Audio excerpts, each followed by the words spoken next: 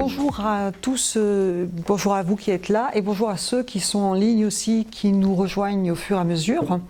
Donc, je suis Tania Lafort, donc je suis la gérante de la société Réactive Réinformation, qui existe depuis maintenant 15 ans.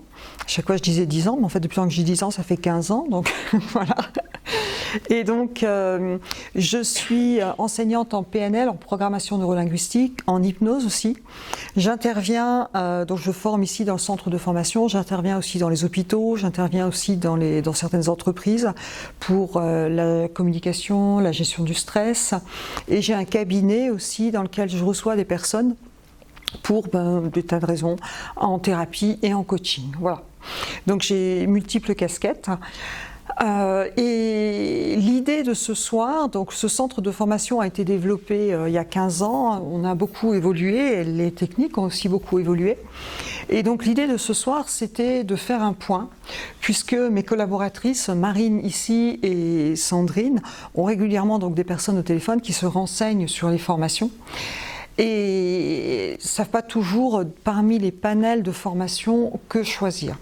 Donc le thème de ce soir, c'est effectivement les soft skills, donc ces compétences, d'où ce qu'on appelle les compétences transversales, quel cursus chez Réa. Donc mon intention ce soir, c'est de vous expliquer globalement de quoi on parle quand on parle des soft skills, et puis de voir un petit peu, de vous donner, alors je n'irai pas dans le détail pour le coup, je vais vous donner une idée de ce qui se passe, des approches et de ce qu'on fait dans ces approches, mais ce soir je ne vais pas vous donner des outils spécifiques, je vais vous dire là, si vous voulez obtenir telle compétence, eh bien vous pouvez passer par là ou par là ou par là, comment ça fonctionne, c'est quoi, et si vous voulez aller plutôt par là, prenez plutôt ce cursus, voilà, je vais vous expliquer un petit peu tout ça, les financements aussi, on va voir qu'il y a récemment une formation qui est finançable aussi par le CPF, donc ça c'est plutôt sympa, puisque ça arrange quand même pas mal de monde, et puis c'est des compétences qui sont importantes. C'est ok pour vous? Oui. Voilà, alors, donc pour ceux qui nous écoutent aussi, il y a encore des personnes qui sont arrivées, ok, et d'autres qui arrivent. Donc l'idée est déjà, quand on parle des soft skills, de quoi on parle? Qu'est-ce que ça veut dire? On parle finalement des soft skills, on parle des qualités humaines, ces compétences qu'on appelle douces. C'est effectivement les qualités humaines, émotionnelles. Vous me disiez tout à l'heure, vous donnez des formations, vous êtes avec des enfants, vous êtes dans les agents immobiliers. Eh bien, il faut savoir gérer ses émotions. Vous êtes d'accord ? Le relationnel, bien entendu, il va falloir savoir s'exprimer, savoir répondre quand on est commercial à des objections, savoir simplement répondre aux enfants ou à nos ados, n'est-ce pas? Ça c'est ok. La créativité, la résolution de problèmes. En fait, aujourd'hui, on s'aperçoit que tout ceci, finalement, moi quand je parle de PNL, souvent j'explique ce que c'est, et en fait, on va avoir dans la PNL la gestion des émotions, la communication, les stratégies de réussite et beaucoup d'outils de travail sur soi, de développement personnel. Mais en fait, ça, c'est ce qu'on ne nous apprend pas à l'école. Vous êtes d'accord? Je ne sais pas vous, si on vous a appris à communiquer à l'école, si on vous a appris à gérer vos émotions, si on vous a parlé de valeurs, etc. Moi, non, jamais. Eh bien, c'est bien dommage. Et quand on parle de soft skills, il y a beaucoup de gens qui parlent aussi en disant que c'est des compétences naturelles. Alors oui, en fonction des profils de personnalité, en fonction de l'éducation qu'on a eue, en fonction de notre vécu, on va avoir plus ou moins de facilité dans le relationnel, dans la gestion des émotions. Mais je ne suis pas d'accord pour dire que, en tout cas, c'est pas figé, c'est-à-dire qu'on peut apprendre tout ça. On peut apprendre tout ça, et les formations que l'on donne ici, que ce soit dans la PNL, l'analyse transactionnelle, la connaissance de soi, va complètement aider à développer des compétences dans ce domaine. Aujourd'hui, il y a des études qui sont faites, il y a pas mal d'études qui sont faites. Là, j'ai pris une de 2020 qui a été transmise au Centre Info, faite par Harris et Epoca. Il y a 72% des personnes qui estiment que ces compétences-là, c'est ça qui va permettre l'évolution professionnelle. On parle des soft skills, donc toutes ces compétences humaines, on parle des hard skills, c'est-à-dire les compétences plutôt techniques. Eh bien, on sait qu'aujourd'hui, dans les recrutements, par exemple, on sait que c'est ici, on va beaucoup s'intéresser à évaluer ces compétences-là. Je travaille en collaboration avec AD Pro qui fait des assessments, c'est-à-dire des évaluations des compétences par des jeux de rôle, par des mises en situation. Eh bien, les clients demandent beaucoup, aujourd'hui, les recruteurs, les RH demandent beaucoup à connaître les personnes de ce point de vue-là. Parce que une technique, ça peut s'apprendre. On n'a pas tous ces compétences, puis ça dépend combien de temps on a quand on recrute quelqu'un pour lui apprendre les compétences. Tout ça, ça s'apprend aussi et ça va être indispensable et même plus indispensable que la technique, souvent. Parce qu'on travaille dans des sociétés, on travaille dans des équipes et effectivement, et s'il n'y a pas une relation humaine qui fonctionne correctement, eh bien le travail ne peut pas être efficace. Voilà un petit peu pour dire l'importance de ça. Et moi je suis toujours un petit peu j'essaie de me mettre là parce que sinon je ne suis plus dans la caméra, coucou. Et donc ça m'agace un petit peu parce qu'on parle de la PNL parfois de développement personnel, des outils de développement personnel. Et notamment dans les prises en charge, des OPCO, etc., le développement personnel, bien sûr, n'est pas pris en charge. Mais moi, je me dis, je ne comprends pas. Puisque souvent, dans le développement personnel, en tout cas chez nous, on a tout ça, la relation humaine, la connaissance de soi, comment j'interagis, comment je gère un conflit.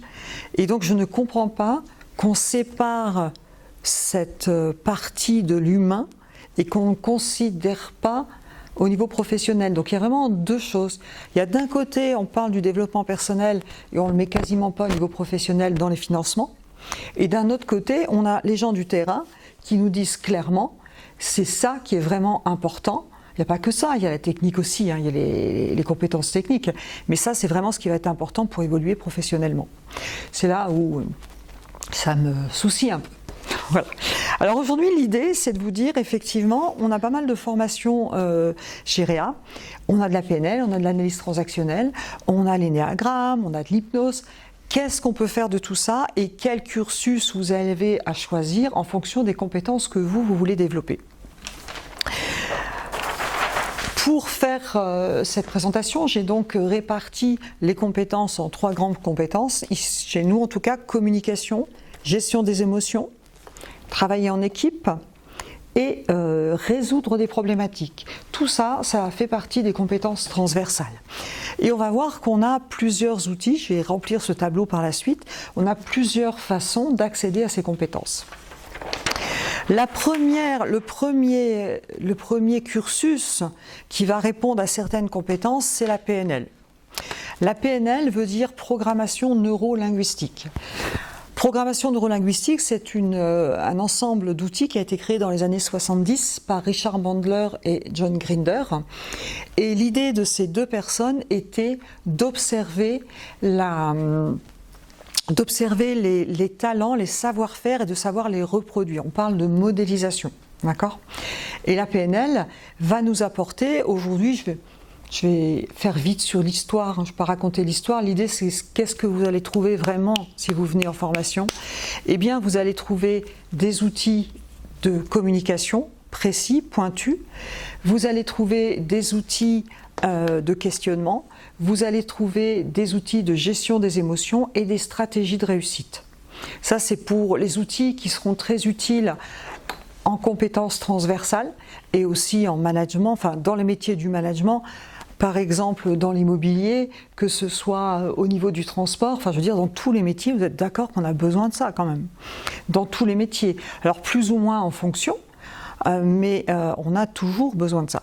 Et puis dans la PNL, on va avoir aussi toute une gamme d'outils qui sont des outils de changement, qui sont des outils de coaching, qui sont des outils d'hypnose, puisque la PNL est en partie tirée de l'hypnose.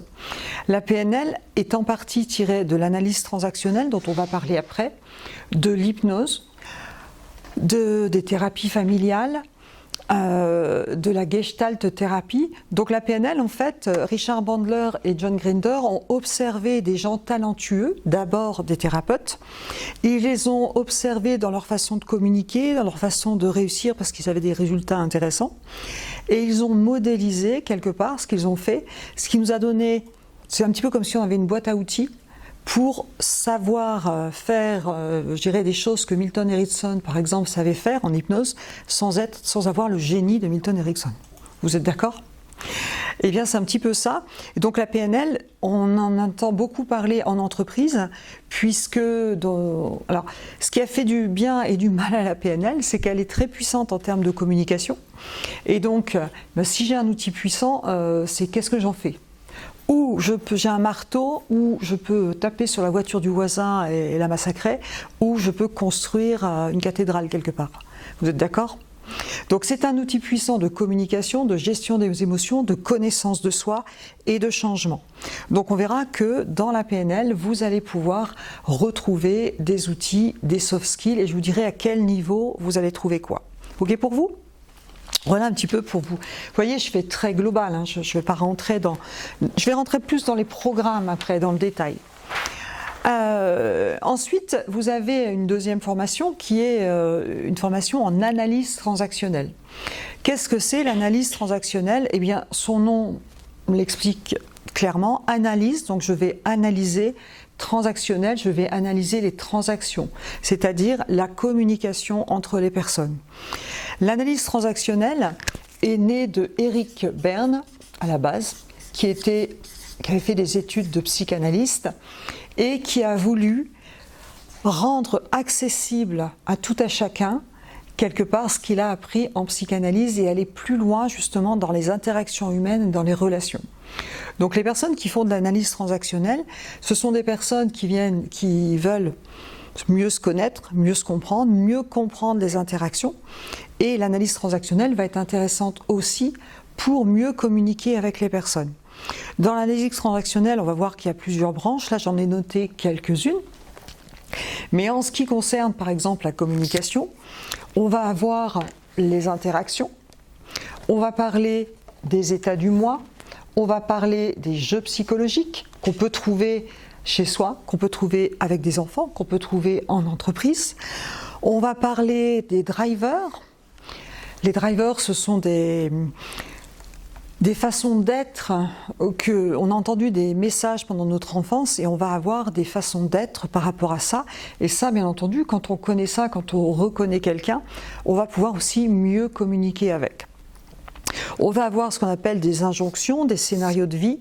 Bref, il y a un tas de choses dans l'analyse transactionnelle qui va nous permettre d'acquérir ces soft skills. Ok ? Je vais aller un petit peu plus dessus. Par exemple, dans l'analyse transactionnelle, on sait que on part du principe qu'on a à l'intérieur de nous plusieurs parties de nous, c'est-à-dire que plusieurs états. Parfois, on réagit comme un adulte, c'est-à-dire en prenant du recul, en étant plutôt sage, en ayant une pensée un peu éclairée. Parfois, on a tendance à réagir comme un enfant. Ça vous arrive ? Quand je danse dans ma salle de cours, c'est mon enfant libre qui s'exprime. Parfois, on peut réagir comme un enfant rebelle. Je ne sais pas si ça vous arrive. Parfois, vous dites quelque chose, vous dites « mais c'est pas moi qui ai dit ça ». Si, c'est bien toi.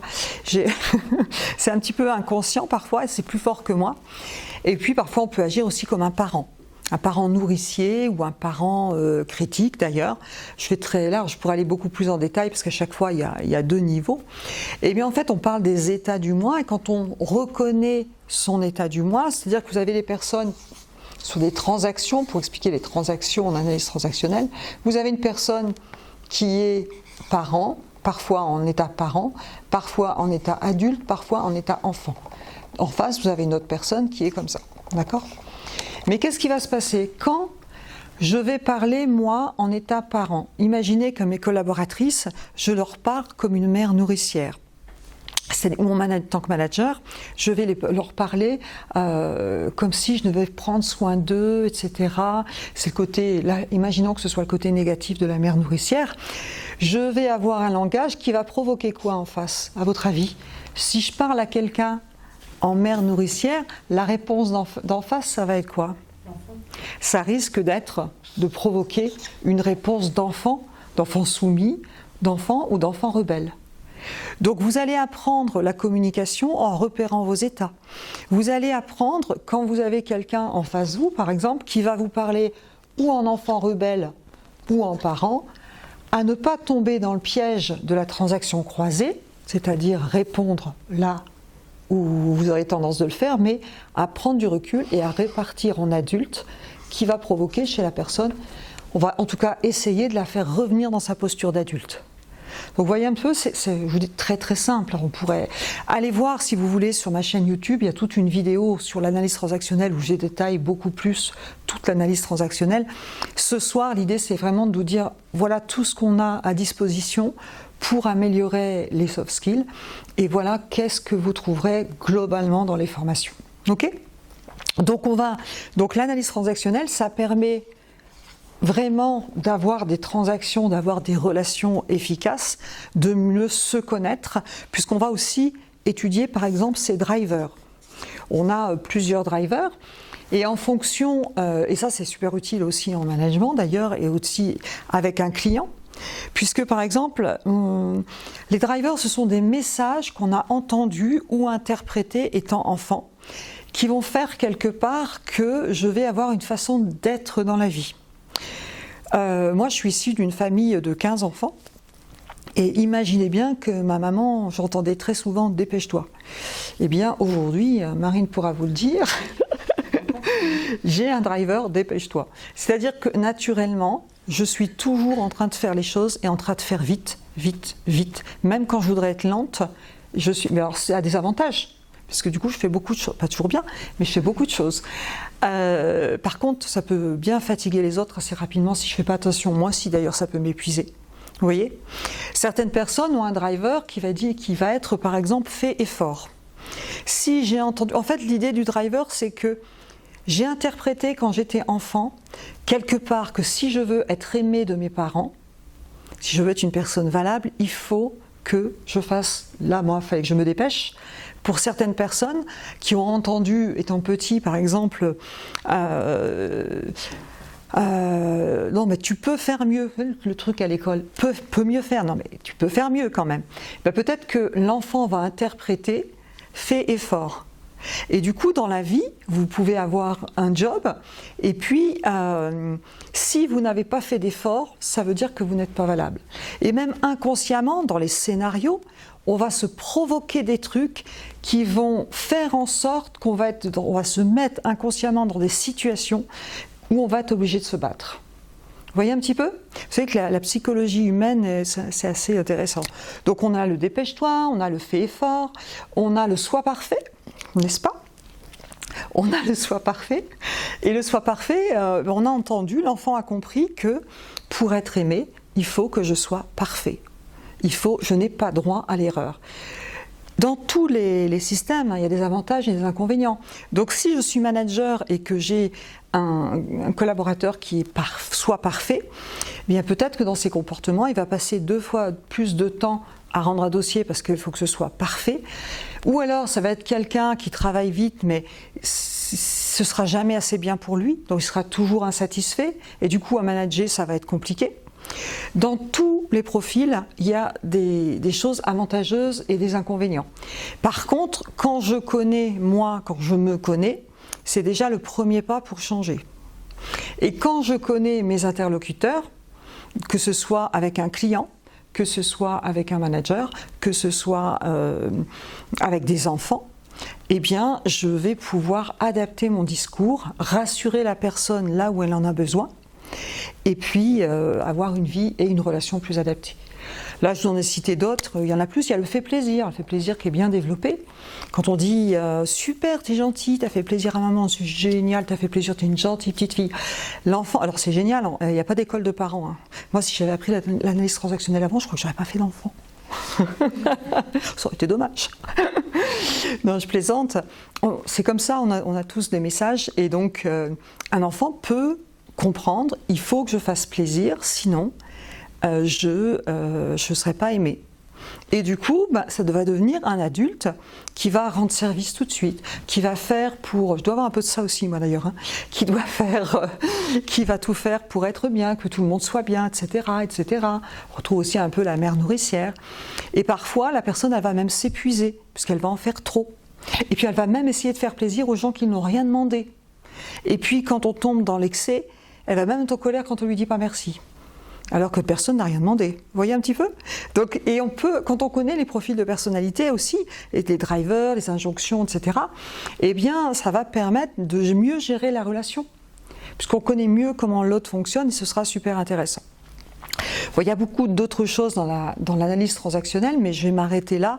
C'est pour vous donner la partie, en tout cas, communication, connaissance de soi, pour vous dire que ça, au niveau des soft skills et de la communication, l'analyse transactionnelle peut apporter vraiment beaucoup de choses, aussi au niveau de la gestion des émotions, puisque dans l'analyse transactionnelle, on apprend aussi les émotions et on va apprendre aussi le message de l'émotion. Parce qu'on a été livré avec des émotions, mais sans mode d'emploi. C'est-à-dire que la colère, quand je suis en colère, on sait qu'il y a un problème, réel d'ailleurs ou imaginaire, mais dans ma tête il y a un problème, et que du coup il y a un besoin derrière. Et la colère, elle me dit pas sois en colère, elle me dit réponds à ton besoin. Souvent c'est que les valeurs n'ont pas été respectées, ou il y a des règles qui n'ont pas été respectées, et cette colère me dit fais respecter les règles, ou alors peut-être que tu as des règles trop strictes. Vous êtes d'accord ?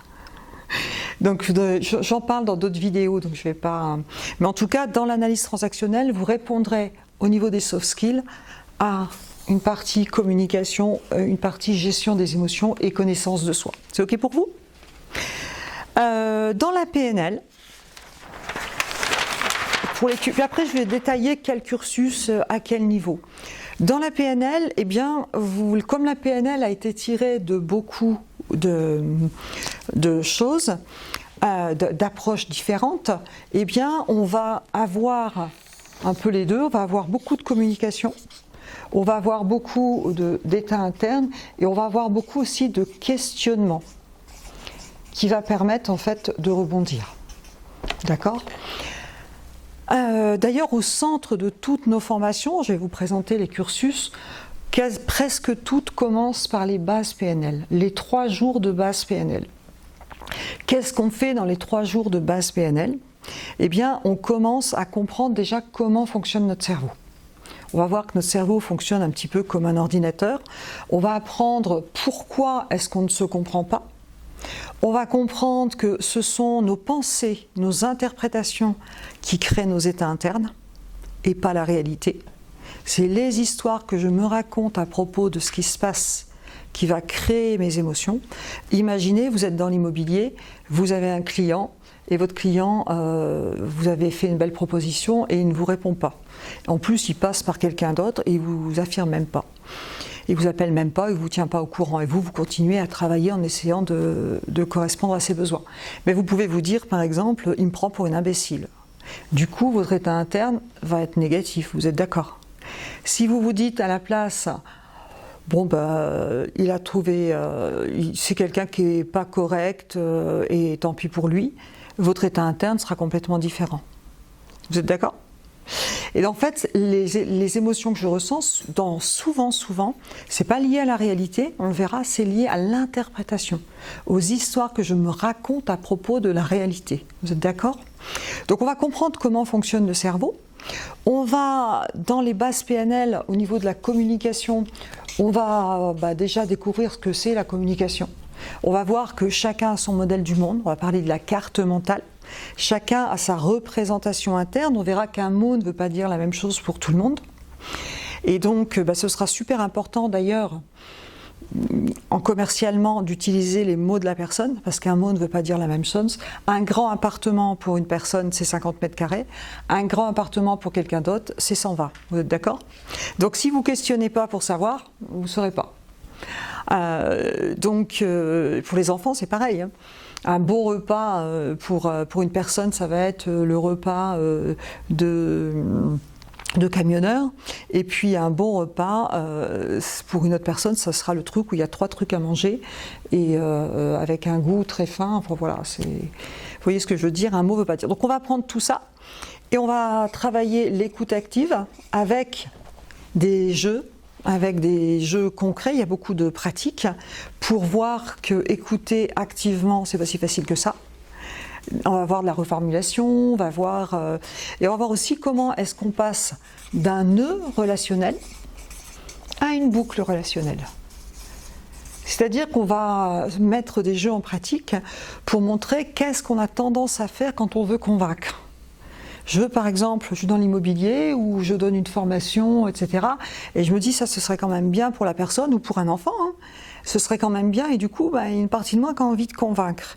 Eh bien, on va voir qu'on tombe dans des mécanismes, parfois, surtout quand il y a des enjeux émotionnels, on tombe dans des mécanismes qui vont provoquer l'inverse.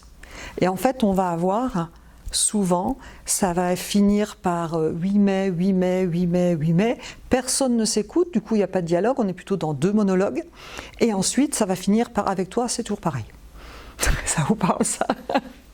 Donc nous, on va voir comment faire pour passer de l'autre côté. Voilà. On parlera aussi de la communication non violente, qui n'est pas de la PNL, mais qui est, à mon avis, essentielle. Alors, on n'en parle pas longtemps, on pourrait passer une semaine sur la communication non violente, mais c'est des bases que vous pourrez réutiliser. La communication non violente va permettre de faire passer un message quand j'ai un problème avec la personne et que la personne n'a pas de problème. Genre un ado qui ne range pas sa chambre, que lui, ça ne le dérange pas, hein, il n'a pas de problème. Moi, ça me pose souci. Eh bien, on va voir comment je vais m'exprimer et on va parler d'un fait, on va parler en jeu, on va exprimer un ressenti et on va exprimer un besoin et faire une demande pour être cohérent avec soi-même et pour que le message passe du mieux possible. Et pour être non violent dans la communication, eh bien, ça va passer par les émotions parce que on dissocie émotion et communication, mais moi, quand je fais une formation en communication, forcément, je joins la gestion des émotions, puisque ça va changer les choses si je vous dis « Est-ce que tu peux ranger ta chambre, s'il te plaît ?» Si je dis « Est-ce que tu peux ranger ta chambre, s'il te plaît ?» Vous voyez, c'est pas pareil. La façon dont on dit les choses va directement liée à notre émotion, et le ton est encore plus important que les mots que j'utilise. C'est aussi ce que vous apprendrez. Donc, il va falloir apprendre à gérer ses émotions. Et là, dans les bases PNL, on répond à une deuxième compétence qui est la gestion émotionnelle. On va comprendre, dès les bases, on va voir quel est le rôle des émotions, justement.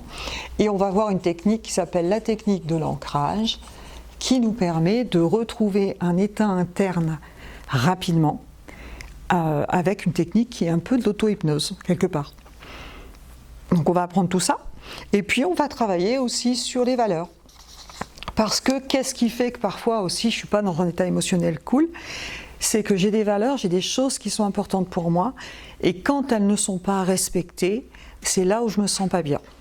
Donc c'est important de connaître ces valeurs, et c'est important de savoir en parler et de savoir quoi en faire. Donc voilà un petit peu tout ce qu'on fait dans les bases PNL déjà.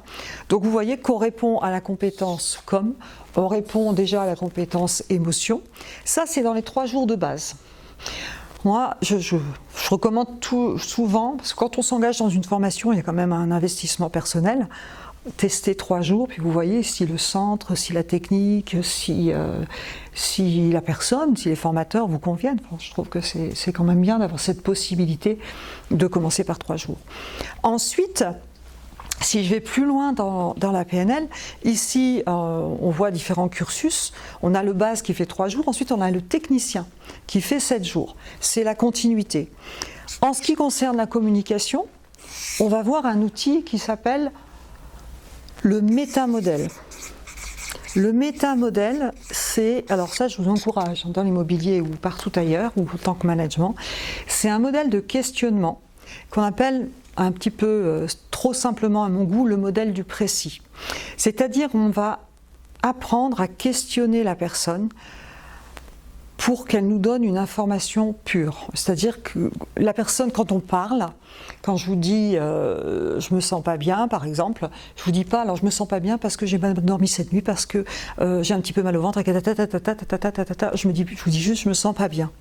Eh bien vous allez apprendre à questionner, à repérer ce qu'on appelle les distorsions du métamodèle, c'est-à-dire les manques ou les interprétations fausses, et vous allez apprendre à questionner pour mieux comprendre la personne et parfois faire des recadrages. Quelqu'un qui me dirait par exemple, je ne suis pas, cette personne arrive en retard, elle ne me respecte pas. ben, j'utiliserai un questionnement du métamodèle. C'est en quoi le fait qu'elle arrive en retard veut dire qu'elle ne te respecte pas. Peut-être elle a simplement raté son bus. Vous voyez, je peux faire des recadrages. Ou alors je dirais, qu'est-ce qui te fait dire ça? Est-ce que tu as d'autres éléments qui te fait dire ça?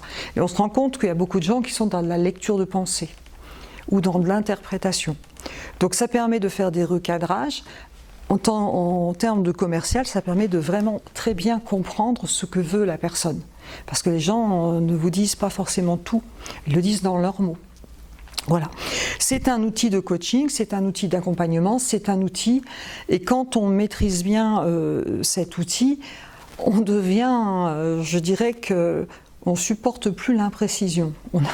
C'est un petit peu le biais. Donc on ne va pas utiliser le métamodèle tout le temps, parce qu'on devient, sinon ça va un peu questionnement de la Gestapo. Hein. Donc on va l'utiliser quand c'est utile, quand j'ai, dans une relation par exemple client pour être sûr d'avoir bien compris, dans une relation avec un ado, dans une séance de coaching, on va pouvoir utiliser ces outils précieux. Et en management, puisqu'on va voir que on a mis tous ces outils dans notre cursus management, puisqu'on a un cursus management aujourd'hui qui existe, dans lequel on a mis ces outils parce que ça correspond complètement au management, vous êtes d'accord? On va voir aussi, par exemple, dans le technicien PNL, toujours en lien, là je ne fais que ce qui est en lien avec les soft skills. On va voir ce qu'on appelle l'état présent, l'état désiré. C'est-à-dire, je vais apprendre à questionner la personne sur ce qu'elle vit aujourd'hui. Qu'est-ce qu'elle vit aujourd'hui? Est-ce qu'elle a un souci? Qu'est-ce qui se passe dans sa vie? Et je vais la questionner sur qu'est-ce qu'elle veut obtenir. Mais ce questionnement, c'est un questionnement stratégique. C'est un questionnement de coaching qui va être utile pour faire réfléchir la personne elle-même pour qu'elle trouve ses solutions elle-même. Ça vaut le coup, non? En fait, on est très feignant. En coaching, en accompagnement, on s'arrange toujours pour poser des questions pour que les gens réfléchissent. Et c'est intéressant de faire ça avec les enfants aussi, parce que les enfants sont surprenants, ils ont beaucoup plus de solutions qu'on ne l'imagine. Ça va? On va faire encore quelque chose qui est toujours dans la gamme de la communication. On va avoir un outil qui s'appelle la position de perception. La position de perception, quand vous avez effectivement un conflit entre deux personnes, ou quelque chose à dire à quelqu'un, eh bien, c'est un exercice qui permet d'essayer de se mettre dans la peau de la personne d'en face. C'est-à-dire qu'on va essayer de voir le monde à travers ses yeux, dans ce qu'elle vit, dans ce qu'elle peut ressentir, dans ce qu'elle peut interpréter. Bien sûr que on ne sera jamais dans la peau de quelqu'un d'autre, on est d'accord. Par contre, ça donne à réfléchir sur la façon dont on va communiquer. C'est pour ça que c'est un très bel outil de management, un très bel outil de compréhension qui sera utile aussi dans la communication et les soft skills. Dans la PNL, on va aussi voir encore quelque chose qui est aussi là et dans le management, c'est ce qu'on appelle les métaprogrammes. Les métaprogrammes, ce sont des modalités de perception de traitement de l'information. Bah tiens, exemple de l'immobilier, je prends souvent celui-ci parce que je travaille dans l'immobilier en plus. Imaginez que j'ai une personne qui vient me dire je veux cette maison parce que elle est à 100 mètres de l'école maternelle, ça me permettra de gagner du temps le matin. Elle est en aller vers, elle recherche quelque chose. Dans sa façon de parler, j'entends qu'elle recherche quelque chose. Une autre personne va me dire je veux cette maison-là, elle est à 100 mètres de l'école maternelle, ça m'évitera de perdre du temps le matin. Vous êtes d'accord qu'elles veulent la même chose? Mais elles ne parlent pas pareil. Il y en a une qui est en éviter de quelque chose. Eh bien, si je parle à la personne dans son langage, il y a beaucoup plus de chances qu'elle m'entende. Si je lui réponds effectivement, si vous faites ça, ça vous évitera de, il y a plus de chances qu'elle m'entende. C'est un peu un langage à un deuxième niveau. Ça permet aussi, donc on a une trentaine de métaprogrammes. Il y a des gens qui sont par exemple, donc aller vers, éviter d'eux. Il y a des personnes qui vont être, alors là ça va vous parler, global ou spécifique. Global, moi par exemple, on me dit comment ça a été ta journée? Bien. Voilà. Alors, ça fait court pour certaines personnes. On demande à mon mari comment ça a été ta journée. Alors j'ai fait ci, puis après j'ai fait ça, puis j'ai fait ça, puis j'ai fait ça, puis j'ai fait ça, puis j'ai fait ça, puis j'ai fait ça, puis j'ai fait ça. Mais je t'en demandais pas tant. Spécifique. Des personnes qui vont donner beaucoup de détails, d'accord? Eh bien, je suis sûre que vous avez ça autour de vous. C'est pas un profil de personnalité, les métaprogrammes, mais on va activer des métaprogrammes dans certains contextes. Et en fait, comprendre les métaprogrammes des personnes, ça va aussi nous aider à communiquer avec les personnes. Et ça, pour moi, c'est aussi un programme de tolérance, parce qu'on comprend que les gens ne fonctionnent pas pareil.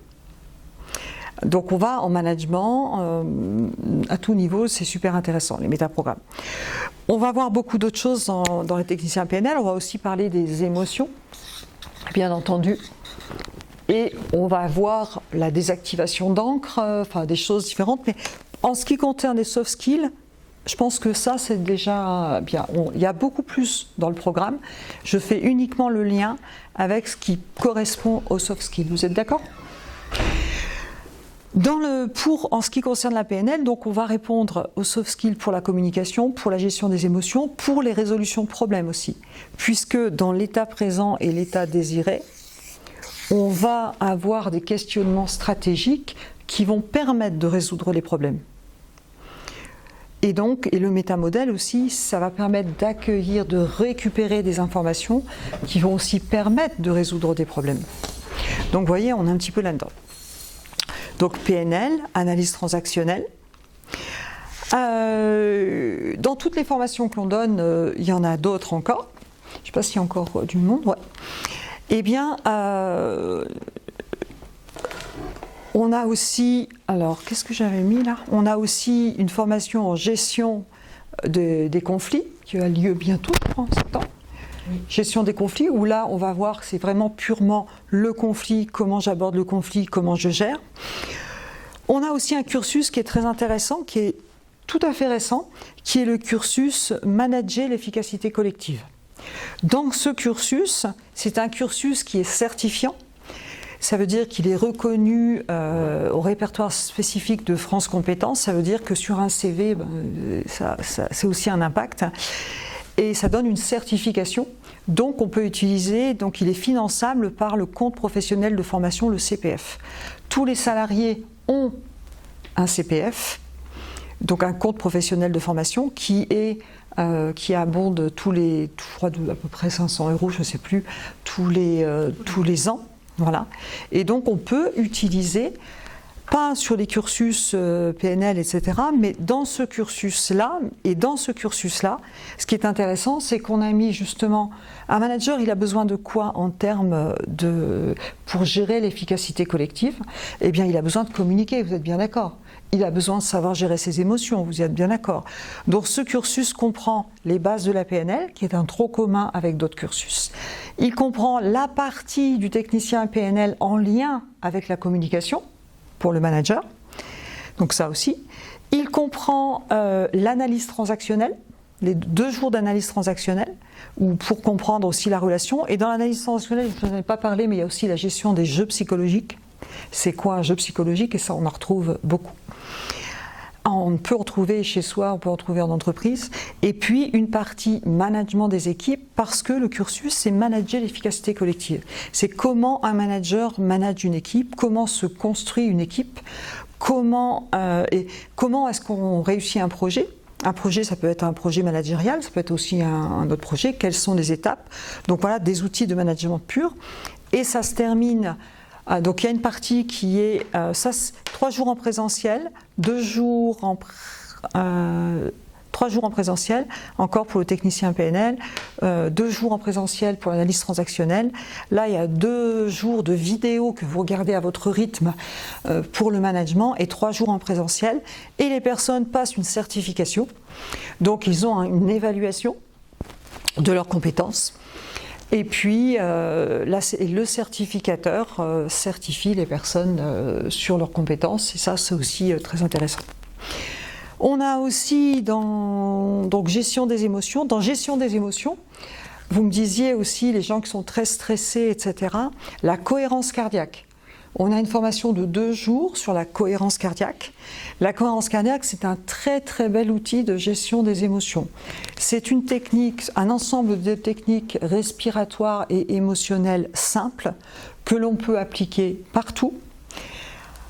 et qui va permettre de gérer l'anxiété, de gérer le stress, et c'est assez incroyable comme technique. On peut apprendre à le faire et on peut apprendre aux autres à le faire. Ça, c'est, par rapport à votre question, c'est super intéressant. On a l'auto-hypnose aussi. L'auto-hypnose peut permettre d'apprendre à gérer ses émotions, d'utiliser son cerveau, d'utiliser son inconscient pour se relaxer, pour être plus serein, etc. On a l'énéagramme qui est intéressant dans la connaissance de soi et la connaissance des autres, puisque quand on connaît l'énéagramme, donc on a différents profils de personnalité. Donc déjà on se connaît mieux, donc on a tendance à, on sait dans quel biais on risque de tomber quand on est stressé. On a tous nos styles, d'accord ? Et puis on sait aussi reconnaître le profil de personnalité des autres personnes, et du coup en termes de relations on peut s'adapter. Donc c'est super intéressant. Et puis vous m'avez parlé de l'hypnose aussi. Donc l'hypnose, on a un cursus hypnose. Et dans l'hypnose, si je reviens sur les soft skills dans la communication, par exemple en milieu hospitalier, on fait ce qu'on appelle la communication thérapeutique. C'est les bases un petit peu de l'hypnose pour accueillir des personnes, accueillir des patients. On a 2 cursus hypnose, un cursus hypnose réservé aux professionnels de santé qui vont apprendre à faire de l'hypnose à but thérapeutique, et un cursus hypnose pour les PNListes qui veulent aller vers être hypnopraticien. Et on a un cursus de coach complet, c'est-à-dire qu'on peut devenir coach professionnel. Ça, c'est un cursus plus long, parce que c'est un métier, on a affaire à des personnes, on a affaire à des êtres humains, et il existe plein d'écoles de coaching. Alors, on peut être coach en 10 jours. Je trouve que c'est pas hyper, pour moi, c'est pas hyper sérieux. Enfin, dans ma vision des choses, avec beaucoup de, je ne sais pas ce qu'on met dedans, mais on a affaire à des êtres humains en face, et il y a vraiment besoin de compétences pour accompagner une personne, parce que quand quelqu'un vient au cabinet pour un coaching, eh bien ça peut être aussi parfois d'ailleurs une pathologie ou quelque chose comme ça, donc c'est important. Voilà, ça c'était un peu pour vous donner une vision globale des soft skills et quel parcours ou comment vous pouvez aller en fonction de vos besoins. Avez-vous des questions sur les techniques, sur les apports, là aujourd'hui c'est ça, c'est vraiment le... Je fais parfois des conférences avec des outils, plus aller en détail dans l'outil, mais là on était sur ce type de conférence. Est-ce qu'il y a des questions en ligne? Ok. Pas de questions? Ouais. Je pensais que vous répondiez. Non, allez-y. C'était pour le cursus PNL. Vous avez dit que c'est pas pris en charge par le compte CPF, c'est ça? Non. Alors, oui et non. Parce que le cursus PNL n'est pas en charge par le compte CPF. Par contre, le cursus management, à l'intérieur duquel il y a de la PNL et de l'analyse transactionnelle, est pris en charge. Okay. Ce cursus s'adresse, alors il faut avoir un entretien pour savoir si vous êtes dans les critères, mais effectivement là par contre vous pouvez utiliser votre CPF. Et management des équipes, pour vous par exemple qui travaillez dans l'immobilier, à voir si ça correspond à vos besoins, mais ça peut tout à fait convenir. Le niveau de PNL qu'il y a dedans, ça correspond à quoi du coup? Ça correspond aux bases et à la partie du tech que je vous ai dit. C'est pas technicien, mais c'est... Non, oui, c'est la première partie du technicien. Ok. Après, si la personne veut continuer le technicien, elle investit elle-même, voilà. Mais oui, tout ce que je vous ai dit là, c'est contenu dedans. Toutes les informations que je vous ai données là sur la PNL sont contenues dans le cursus manager. Et il y a bien sûr en plus des outils que je ne vous ai pas détaillés sur la gestion d'une équipe, etc., etc. Parce que c'est complémentaire et parce que pour moi c'est indispensable. D'autres questions? On fait une conférence le 19 septembre spécifiquement sur le cursus. Ouais, pour expliquer exactement ce qu'il y a dedans. En détail. Mais globalement, vous allez retrouver un peu la même chose. Parce que j'ai bien détaillé la PNL, j'ai quand même bien détaillé l'analyse transactionnelle. Alors il y a plus que ce que je vous ai dit dans l'analyse transactionnelle. Mais qu'est-ce que j'ai pas? Oui. Et puis le cursus manager, je vais le détailler en plus, bien sûr. Un manager avec les styles de management. le style persuasif, le style directif, le style participatif, comment est-ce qu'on construit une équipe, quelles sont les étapes de construction d'une équipe, comment on gère un changement, quelles sont les étapes d'un changement. Quand vous avez affaire à une personne en individuel, quand vous avez affaire à un groupe, les gens ne réagissent pas forcément de la même manière. Donc comment est-ce que je gère un groupe? Qu'est-ce que c'est qu'un leader? Comment j'ai une posture de leader? C'est quoi mon rôle de manager? Et ça, c'est super, enfin, c'est passionnant. Voilà. On est obligé de passer l'examen final si on ne veut pas... En tout cas, si vous voulez utiliser votre CPF, il faut absolument passer l'examen final. on est obligé. Okay. On est obligé. Ça vous fait peur, les examens? Ouais, c'est pas trop un truc. Mais alors, vous avez, du coup, vous allez gérer les émotions, donc c'est parfait. Ouais. D'ici là, ce sera... Avec tout ce parcours, ce sera parfait. Et une dernière question, la cohérence cardiaque, c'est une formation aussi? La cohérence cardiaque, c'est une formation de 2 jours où on va comprendre les mécanismes entre le système nerveux autonome, sympathique et parasympathique. D'accord ? On va comprendre tous les effets du stress, qu'est-ce que ça engendre, etc. Et on va avoir des exercices respiratoires, des exercices émotionnels. Le plus connu, c'est j'inspire sur 5 secondes, j'expire sur 5 secondes. Ça, c'est celui qu'on voit partout, mais il y en a beaucoup d'autres.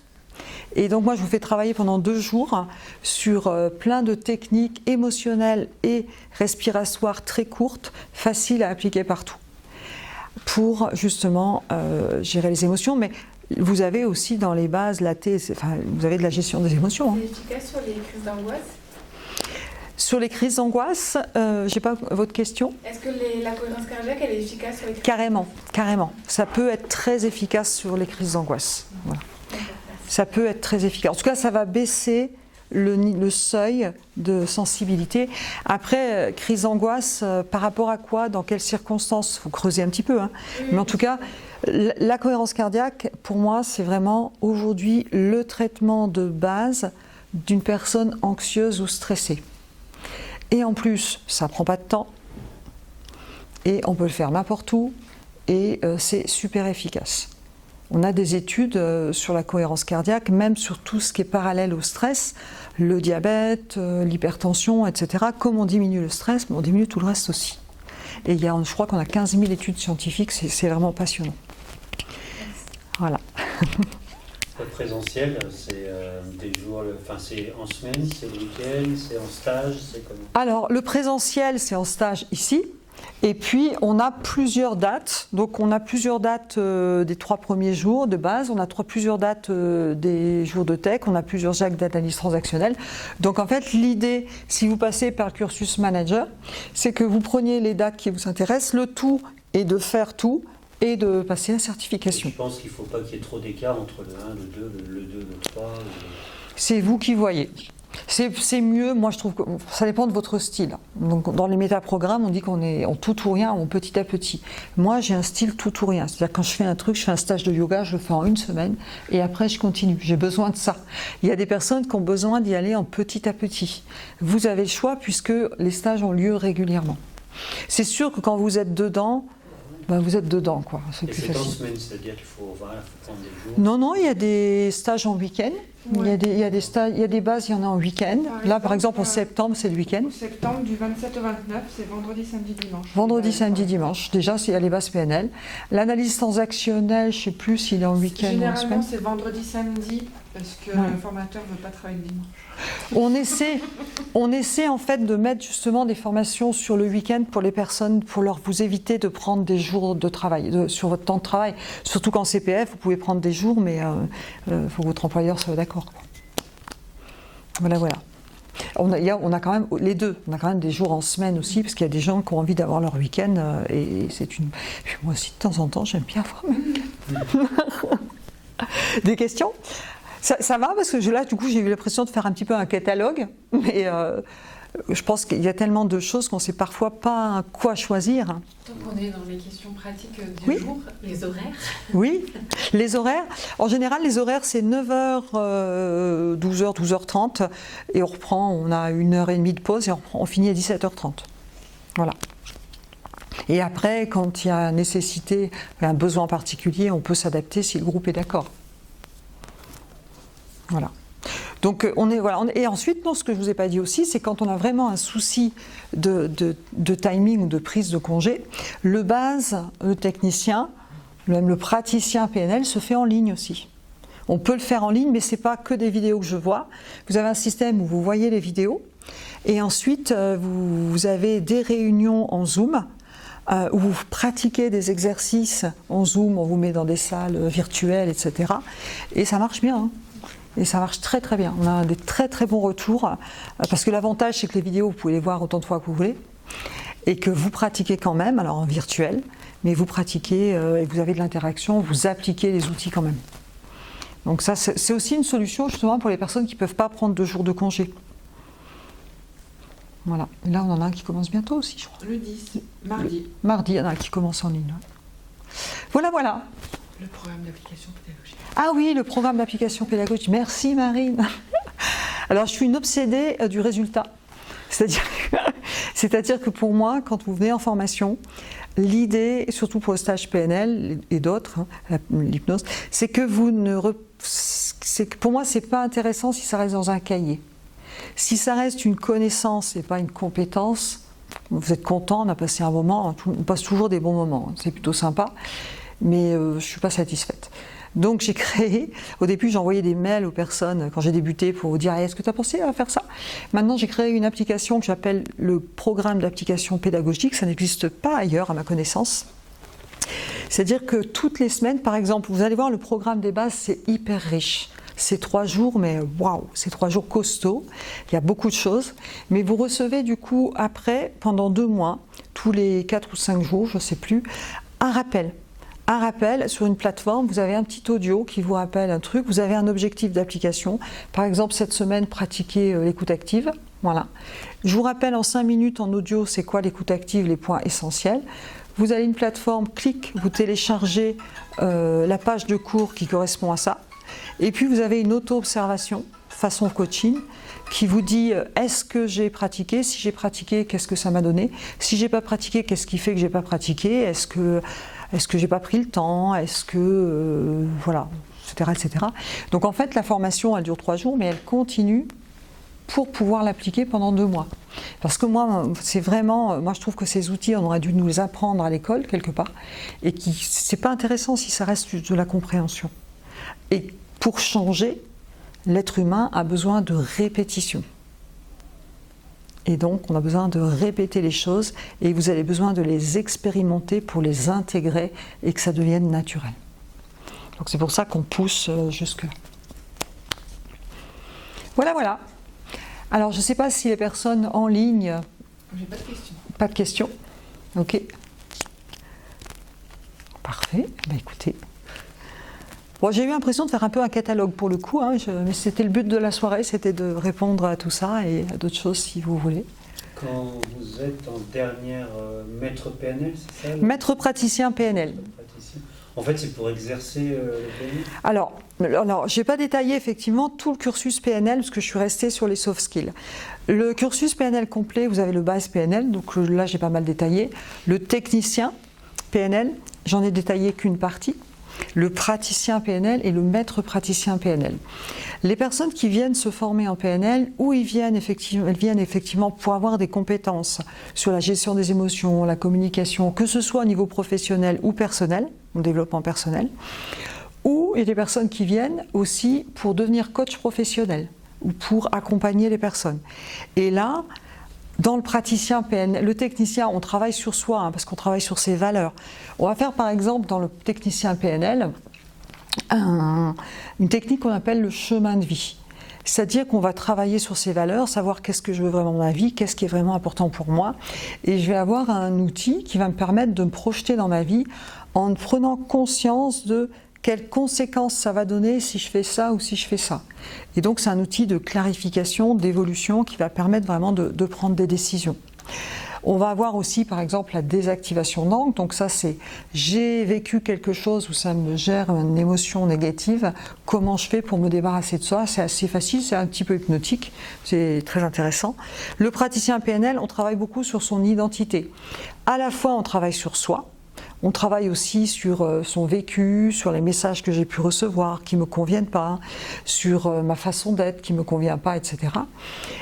Pour soi. Et puis il y a certaines personnes qui viennent chercher ces outils aussi pour en faire leur métier. C'est-à-dire qu'ils vont suivre un processus de coaching où ils sont déjà psychologues, où ils sont déjà coachs, mais pas formés de cette manière, et ils viennent, où ils sont managers, ils veulent aller plus loin dans leur management, et ils viennent chercher des outils concrets. Et le maître praticien, on va encore plus loin, c'est-à-dire qu'on va avoir l'expertise de la PNL. L'expertise de la PNL, c'est la modélisation. C'est-à-dire, j'observe une problématique avec une grille de lecture PNL. J'observe les causes, le pourquoi, le comment, et je vais modéliser, c'est-à-dire observer pour trouver la résolution de problème. Voilà. Donc, et ça demande une expertise. Donc le maître praticien, c'est pour ça qu'il y a tant de jours, ça demande du temps. Donc ces personnes qui se forment, c'est ou pour eux, parce qu'il y a un gros travail personnel qui se fait, un énorme travail personnel, ou pour en faire un métier, ou pour je dirais, compléter un métier d'accompagnant ou autre, hein, parce que ça fait évoluer énormément dans de nombreux domaines. Voilà, voilà. D'autres questions ? Ça va, c'est assez clair. Alors, pour en savoir plus sur, si vous voulez en savoir plus sur la PNL, l'analyse transactionnelle, vous pouvez vraiment aller voir sur ma chaîne YouTube. Vous avez pas mal de vidéos courtes qui durent 10 minutes et aussi des plus longues. Et vous avez même des extraits de formation. Vous avez donc, allez voir si ça vous intéresse. Comme ça, vous voyez vraiment ce que vous pouvez faire. Vous avez plein de ressources sur la chaîne YouTube, sur des podcasts. Oui, la chaîne de podcast aussi, il y a beaucoup de choses dedans. Voilà. Ouais. On peut retrouver où les prix par programme du coup sur demande ou comment ça se passe ? Sur le site, il y a tout. Et puis sur le site, il y a tout. Il y a les tarifs, il y a les dates, il y a les calendriers. Moi, je ne les connais même plus, je ne les ai plus en tête. Et puis, il y a Marine s'y présente, qui sera ravie de vous répondre au téléphone.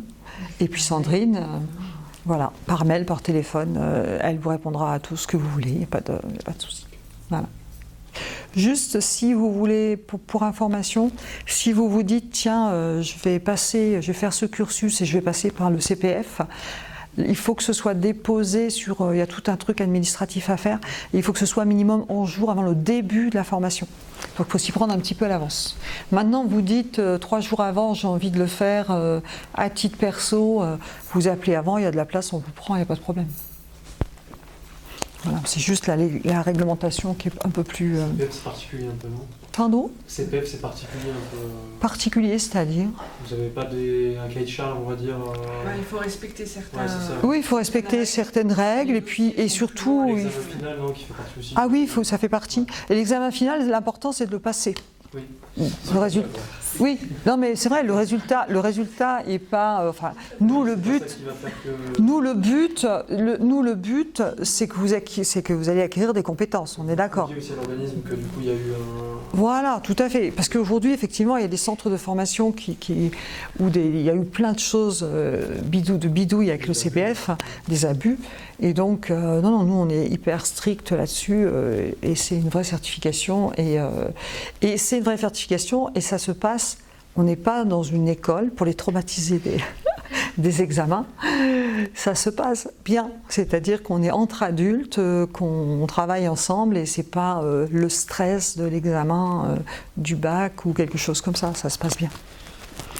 Mais là, vous disiez, ça c'était reconnu en fait. Oui, oui, tout à fait. Oui, tout à fait. C'est toujours bien, moi je pense que c'est bien sur ses compétences à soi déjà, en termes de compétences perso, mais aussi sur un CV. Hein. En termes de compétences sur un CV, c'est pas mal. Hein. C'est intéressant. Hein. Et puis moi je vous dis, les soft skills, franchement, moi je vois régulièrement des personnes qui viennent se former ici, ça change vraiment plein de choses dans leur vie. Hein. La relation aux autres, la compréhension, la gestion du stress, vous êtes d'accord, hein, c'est assez... Je suis même toujours impressionnée, moi. Et parce que je suis toujours étonnée qu'on ne nous apprenne pas ça à l'école, d'ailleurs. C'est fou. Quand on voit que 70% des gens, 80% des gens disent c'est ça qui est essentiel dans le métier, Ça fait partie en tout cas des choses qui sont vraiment essentielles et qu'on ne nous l'enseigne pas. Pire, j'étais hier à l'EPFL, à l'École Polytechnique de Lausanne, donner une conférence pour les étudiants. Donc l'EPFL, c'est une des 10 premières écoles mondiales. Au niveau classement mondial, ils sont high level. Et donc, un d'entre eux fait le cursus entrepreneuriat manager, et il me disait, je lui dis, et alors, du coup, sur la relation, les techniques de communication, tout ça, qu'est-ce que vous avez? Ça m'intéresse de savoir ce que vous faites, vous, à l'EPFL, parce que c'est du bon niveau. Et il me dit, c'est dommage, parce qu'on passe 70% du temps sur des trucs techniques, machin, et 30% du temps sur la relation. Alors que les profs eux-mêmes leur disent que la réussite de l'entreprise, c'est 70% de la relation humaine. Donc même là, et dans beaucoup d'écoles de management, finalement, il n'y a pas tant de ça, de tout ce qu'on vous dit là. J'ai travaillé pour des écoles de management, ceux qui veulent bien, mais parfois on n'a même pas tout ce côté relationnel, où c'est balayé rapidement, mais pas en profondeur. Quel dommage! Parce qu'un manager, c'est un peu Superman, hein, il doit savoir tout faire. Hein. Il est entre le marteau et l'enclume, pas souvent. Il doit savoir être toujours bien en tenant compte des autres. Il doit savoir s'adapter à chaque personne, s'adapter à la situation, s'adapter avec le Covid. Là, on a bien vu les capacités d'adaptation. Nous, on a développé une belle capacité d'adaptation chez Réa. Ça nous a appris plein de choses. Et voilà. Donc tout ça, pour moi, c'est essentiel. Et bien voilà, s'il n'y a plus de questions, je vais vous laisser aller à vos occupations. C'est OK pour vous? Merci. Merci à vous. Merci beaucoup. Merci à vous. Et puis, si vous êtes intéressé par la gestion du stress, je vois, je n'avais pas pensé à vous le dire, j'ai un livre là. J'ai écrit un livre sur la gestion du stress, de l'anxiété, avec la PNL et d'autres outils. Il y a des outils de cohérence cardiaque, etc. dedans. Si ça vous intéresse, j'ai des livres. Voilà. À Cultura, oui, puis je fais une dédicace à Cultura samedi. Ouais. Ouais, il est à Cultura, il est chez Décitre, et puis il est sur Amazon aussi. Voilà. Eh bien, merci à vous alors.